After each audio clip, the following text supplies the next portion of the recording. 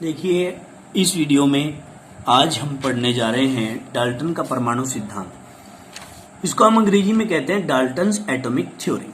क्या?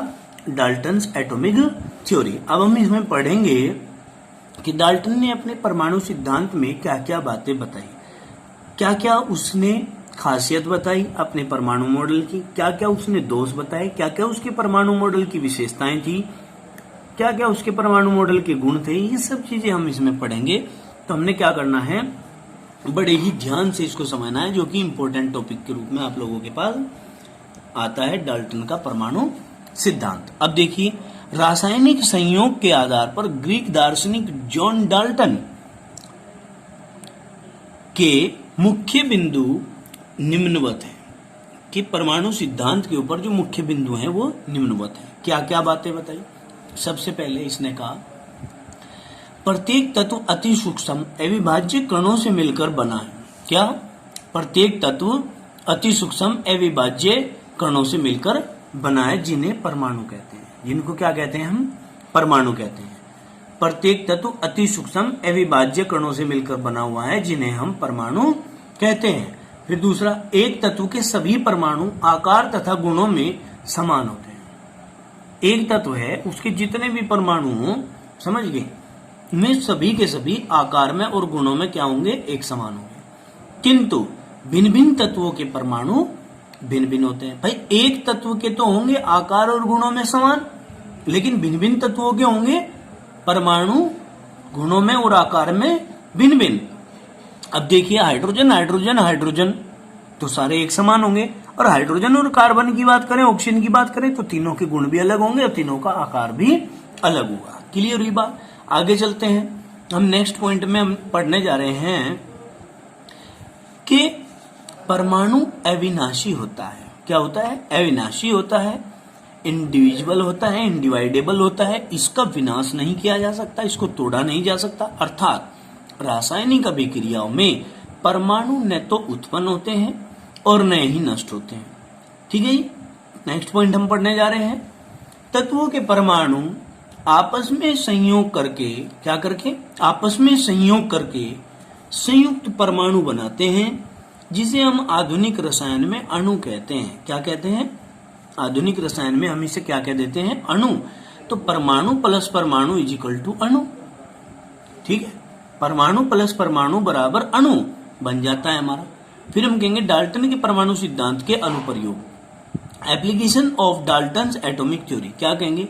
इसके अनुसार परमाणु द्रव्य के निर्माण की सबसे छोटी इकाई है। कोई भी मैटर है, कोई भी पदार्थ है, वो बनेगा तो वो परमाणु से बनेगा, और परमाणु सबसे छोटी इकाई होगी। इससे बड़ी इकाई कोई नहीं होती, सबसे छोटी इकाई होती है। इसके छोटा भी कोई नहीं होता।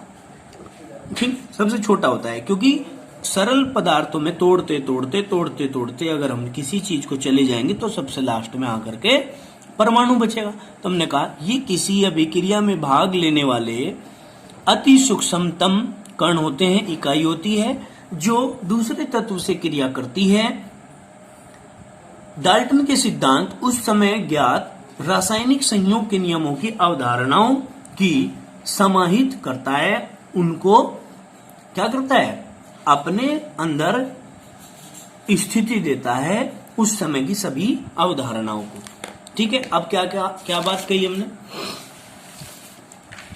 देखिए, डाल्टन का परमाणु सिद्धांत गुणित अनुपात के नियम की भी व्याख्या करता है। काहे की? गुणित अनुपात के नियम की भी व्याख्या करता है। यह सिद्धांत भिन्न भिन्न तत्वों के परमाणुओं में विभिन्नता को भी प्रदर्शित करता है। किस चीज को? विभिन्नता को भी प्रदर्शित करता है। अब हम कहेंगे डाल्टन के परमाणु सिद्धांत की सीमाएं। देखिए, ये सीमाएं में इधर की मात्रा आएगी, मात्रा इधर की आएगी। ठीक है, अब हम कहेंगे limitations of Dalton's atomic theory. क्या क्या सीमाएं हैं, क्या क्या लिमिटेशंस हैं इसकी, ये चीजें पढ़नी है। हमने कहा, परमाणु तथा अणु में विभेद। डाल्टन ने परमाणु और अणु के अंदर क्या किया? भेद को, डिफरेंस को बताया। क्या कहा? डाल्टन के अनुसार तत्वों के निर्माण की सूक्ष्मतम इकाई परमाणु है, जबकि यौगिक की सूक्ष्मतम इकाई संयुक्त परमाणु है। संयुक्त होकर के ही तो यौगिक का निर्माण करते हैं परमाणु। जब परमाणु आपस में संयुक्त हो जाते हैं, इकट्ठे हो जाते हैं, तभी तो यौगिक बनता है। वास्तव में जिस संयुक्त परमाणु की अवधारणा डाल्टन ने प्रस्तुत की थी वह अणु था। क्या था वो? अणु था। बाद में एवोगैड्रो ने शब्द संयुक्त परमाणु के स्थान पर अणु शब्द का इस्तेमाल किया। बाद में क्या किया? एवोगैड्रो ने शब्द संयुक्त परमाणु के स्थान पर अणु शब्द का इस्तेमाल किया। पहले इसको परम अणु नाम दिया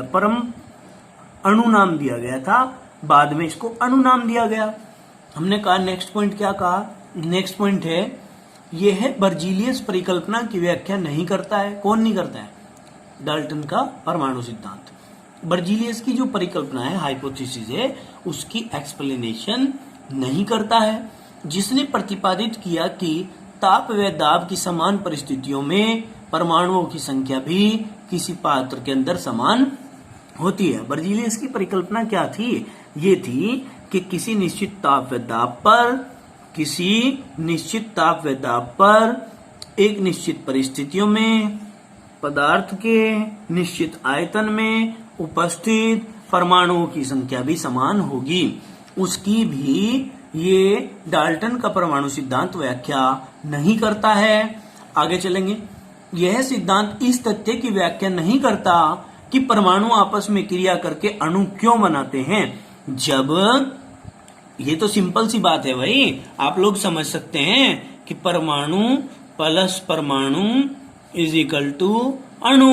अब जब ये बात उस समय ये बात कि परमाणु से क्रिया करके अणु क्यों बनाते हैं, डाल्टन इसकी व्याख्या नहीं कर पाया। तो ये भी क्या है? डाल्टन का एक बहुत बड़ा दोष है। नेक्स्ट पॉइंट में हम पढ़ने जा रहे हैं, यह सिद्धांत इस तथ्य की व्याख्या नहीं करता कि परमाणु आपस में क्रिया करके अणु क्यों बनाते हैं। ये बात हमने आपको समझा दी। यह परमाणु तथा अणुओं की ठोस, द्रव व गैस की भौतिक अवस्थाओं में बलों की प्रकृति के विषय में कोई प्रकाश नहीं डालता है। भाई डाल्टन का परमाणु सिद्धांत यह नहीं बताता कि ठोस के परमाणुओं में सबसे ज्यादा बल क्यों लगता है, द्रव के परमाणुओं में उससे कम अंतरा अणुक आकर्षण बल क्यों लगता है, और गैसों के परमाणुओं में सबसे ही कम नगण्य मात्र अंतराणुक आकर्षण बल क्यों लगता है। ये बात भी डाल्टन नहीं बता पाया उस समय, अपने समय जब उसने ये अपनी परिकल्पना दी थी। ठीक है ना। अब आगे चलते हैं।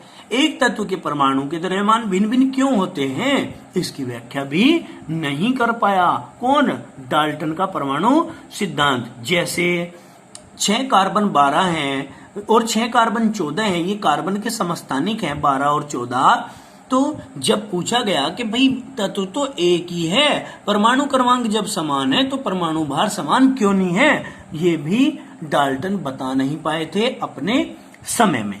ठीक है। तो ये डाल्टन के परमाणु सिद्धांत की सीमाएं हैं। ठीक है ना। आगे चलते हैं। डाल्टन के परमाणु सिद्धांत की वर्तमान स्थिति। वर्तमान स्थिति क्या है डाल्टन के परमाणु सिद्धांत की? आज पेज नंबर 43 पर आप लोग ये पढ़ने जा रहे हैं। क्या? देखिए, नंबर 1, इलेक्ट्रॉन, प्रोटॉन, न्यूट्रॉन तथा अन्य उप परमाणविक कणों की खोज से सिद्ध हो चुका है कि परमाणु अविभाज्य नहीं है। आज के टाइम में हम कहते हैं कि परमाणु इंडिविजुअल पार्टिकल्स होता है। ठीक है ना। इसको डिवाइड नहीं किया जा सकता। एक ही तत्व के सभी परमाणुओं की परमाणु द्रव्यमान समान नहीं होते। क्या कहा? एक ही तत्व के सभी परमाणुओं की परमाणु द्रव्यमान समान नहीं होते। ये भी बात बताई जो अभी अभी हमने संबारिकों के केस में पढ़ी है कि भाई तत्व एक ही है, लेकिन ये जरूरी नहीं है कि सबके एक समान ही हो परमाणु द्रव्यमान, भिन्न भी हो सकते हैं। आगे समझ में। और जब भिन्न हो सकते हैं तो समस्थानिकों की खोज के पश्चात यह सिद्ध हो चुका कि एक ही तत्व के परमाणुओं के परमाणु द्रव्यमान भिन्न भिन्न होते हैं। जैसे 6 कार्बन 12 और 6 कार्बन 14 का समस्थानिक। तो इससे क्या हुआ, वो जो भ्रांति थी हमारे बीच में वो दूर हो गई खुद ही। फिर इसके बाद आगे चलते हैं। भिन्न भिन्न तत्वों के परमाणुओं के द्रव्यमान समान हो सकते हैं, ये भी बात नहीं बता पाया था डाल्टन के। अगर परमाणु अलग अलग हैं तो उनके परमाणु द्रव्यमान समान क्यों हैं, ये बात नहीं बता पाया था। ठीक है, जैसे भाई आपका क्या है, देखिए 19 पोटेशियम 40, 18 आर्गन 40, 20 कैल्शियम 40, तो ये क्या है, ये सारे के सारे समबारिक हैं। यहाँ 19 है, यहाँ 20 है, यहाँ पोटेशियम है, यहाँ कैल्शियम है। यहाँ 40-40 क्यों है भाई, तत्व तो अलग अलग हैं, इसलिए यहाँ भी परमाणु द्रव्यमान अलग अलग होने चाहिए थे। लेकिन इसके बारे में कौन, डाल्टन पहले तो बता नहीं पाए थे, लेकिन डाल्टन के परमाणु सिद्धांत की जो वर्तमान स्थिति है उसमें डाल्टन ने यह सिद्ध किया कि भिन्न भिन्न तत्वों के परमाणुओं के द्रव्यमान समान हो सकते हैं। यह तथ्य समबारिकों की खोज से सिद्ध हो चुका है। क्या हो चुका है, सिद्ध हो चुका है। फिर हमने क्या कहा, नाभिकीय रसायन के उदय के पश्चात एक परमाणु का दूसरे परमाणु में परिवर्तन संभव हो गया है। एक परमाणु का दूसरे परमाणु में परिवर्तन जो होता है वो क्या हो गया, संभव हो गया। क्लियर होगी बात भाई, नाभिकीय रसायन के उदय के पश्चात एक परमाणु का दूसरे परमाणु में परिवर्तन संभव हो गया है। एवोगैड्रो संकल्पना, एवोगैड्रो हाइपोथेसिस बोलते हैं इसको। क्या कहेंगे, ताप व दाब की समान परिस्थितियों में गैसों के समान आयतन में गैस के परमाणुओं या अणुओं की संख्या समान होती है। देखो, ताप व दाब की समान परिस्थितियों में गैस के समान आयतन में गैस के परमाणुओं या अणुओं की संख्या समान होती है।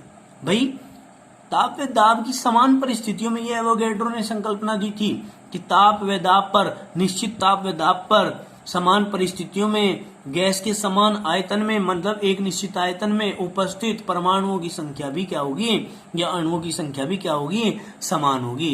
एवोगैड्रो की संख्या बराबर 6.02 गुणा 10⁻23 परमाणु के बराबर होती है। इसको एवोगैड्रो संख्या को कैपिटल N और पैरा पोजीशन में कैपिटल A लगा देते हैं, इससे प्रदर्शित करते हैं। क्लियर है भाई बात। अब आगे चलते हैं, हम आगे चलेंगे, आगे क्या पढ़ेंगे, मोल कंसेप्ट। मोल कंसेप्ट पढ़ने जा रहे हैं। मोल कंसेप्ट में क्या पढ़ेंगे, मोल अवधारणा बोलते हैं हिंदी में इसको, पेज नंबर 44 पर। क्या कहेंगे, मोल जो होता है, मोल इस प्रकार होता है जैसे ढेर लग जाता है परमाणुओं का। क्या, जैसे परमाणुओं का ढेर लग जाता है। हम क्या कहेंगे, मोल एक ऐसी मूल राशि है जो किसी नियम निकाय के द्रव्यमान तथा उसमें उपस्थित कणों की संख्या दोनों को व्यक्त करती है। क्या, दोनों को व्यक्त करती है। क्या काम ने, मोल एक ऐसी मूल राशि है जो किसी नियम निकाय के द्रव्यमान तथा उसमें उपस्थित कणों की संख्या दोनों को व्यक्त करती है।